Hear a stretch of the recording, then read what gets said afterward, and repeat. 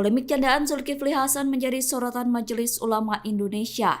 Adapun candaan itu menyangkut soal bacaan amin setelah Al-Fatihah hingga gerakan sholat saat tahiyat. Sebelumnya, Zulhas melontarkan candaan bahwa belakangan ini saat melakukan salat jamaah, masyarakat ada yang diam dan tidak mengucap kata amin. Selain itu, Zulhas juga berkata bahwa saat tahiyat akhir, masyarakat yang biasanya menunjuk dengan satu jari, kini ada yang menunjuk dengan dua jari. Zulhas berkata hal itu terjadi karena begitu cinta dengan pasangan nomor urut 2 yakni Prabowo Gibran. Atas candaan yang dinilai menistakan agama itu, Ketua Umum MUI Kiai Haji Anwar Iskandar buka suara. Ia tegas meminta agar semua pihak berhati-hati dalam memilih diksi untuk bercanda soal agama. Pernyataan itu disampaikan Anwar dalam keterangannya pada Kamis 21 Desember 2023. Menurut Anwar, saat ini sedang berlangsung masa Pilpres 2024, sehingga terdapat banyak hal yang dengan mudah dikaitkan dengan politik hingga membuat tensi memanas. Oleh karena itu, Anwar meminta kepada pemimpin, capres, cawapres, politikus, ulama, maupun kiai untuk berhati-hati dalam bercanda khususnya soal agama. Anwar juga meminta agar apa yang disampaikan Zulhas tidak dipolitisir oleh semua pihak. Selain itu, ia juga meminta agar ucapan Zulhas yang menyinggung soal agama tidak dicampur adukan dalam politik. MUI juga mengimbau kepada seluruh rakyat Indonesia untuk menjaga persatuan di tahun politik 2024.